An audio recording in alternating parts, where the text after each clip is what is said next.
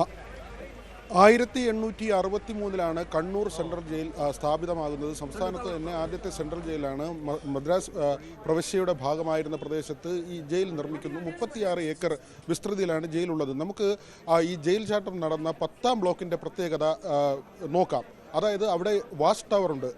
തിരുവനന്തപുരത്തും കണ്ണൂരുമൊക്കെ ഈ watch tower ഉണ്ട്. വാച്ച് ടവറിൽ നിന്ന് നേരിട്ട് കാണാൻ കഴിയുന്ന തരത്തിലാണ് ഈ 10ാം നമ്പർ ബ്ലോക്ക് ഉള്ളത്. അതായത് കണ്ണൂർ സെൻട്രൽ ജയിലിൽ ഈ ബ്ലോക്കിനെ വിശേഷിപ്പിക്കുന്നത് ജയിലിനുള്ളിലെ ജയിൽ എന്നാണ്. അതായത് അത്രയും സുരക്ഷ വേണ്ട, അതീവ ജാഗ്രത പുലർത്തുന്ന ഒരു ബ്ലോക്കാണ്. ആ ബ്ലോക്കിൽ പാർപ്പിക്കുന്നതാകട്ടെ കൊടും കുറ്റവാളികളെയാണ്.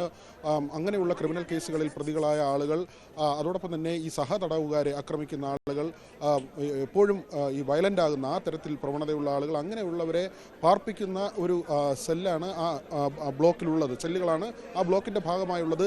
ചതുരാകൃതിയിലാണ് ഈ ബ്ലോക്ക് ഉള്ളത്. ഇതിന് ചുറ്റും തന്നെ ഒരു സർക്കുലർ റോഡുണ്ട്. അതായത് ജയിലിനകത്ത് തന്നെ ഉള്ള റോഡ്.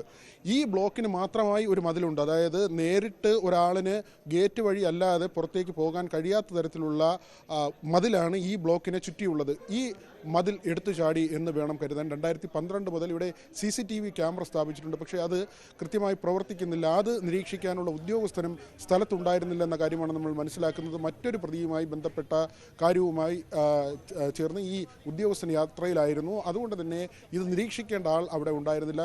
രാത്രിയിൽ 3 തവണ ഇവിടെ പട്രോളിംഗ് നടത്തണമെന്നാണ് നിയമമുള്ളത്. APOമാർ അല്ലെങ്കിൽ DPOമാർ അവരുടെ സാന്നിധ്യത്തിൽ, അവരുടെ ഒരു സാന്നിധ്യമാണ് അവിടെ വേണ്ടത്. രാത്രിയിൽ 3 തവണ പട്രോളിംഗ് നടത്തണം. അങ്ങനെ പട്രോളിംഗ് അവിടെ നടന്നില്ല എന്ന ഒരു കാര്യം കൂടി ഇപ്പോൾ പുറത്തു വരുന്നുണ്ട്. അതിൻ്റെ അടിസ്ഥാനത്തിലാണ് ഈ സസ്പെൻഷൻ നടപടികൾ ഉണ്ടായിരിക്കുന്നത്.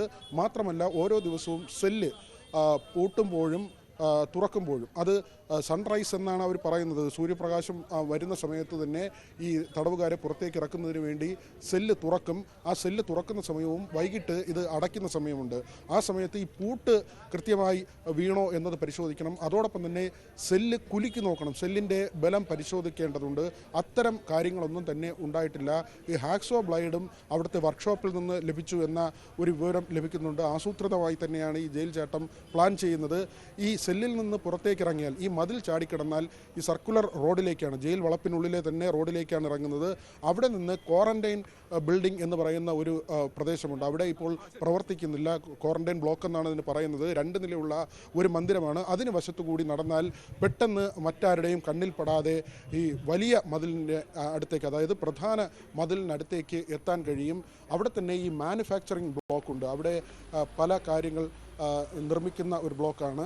അവിടേക്കും പെട്ടെന്ന് ശ്രദ്ധ ഉണ്ടാകുന്ന ഒരു സാഹചര്യം വരില്ല.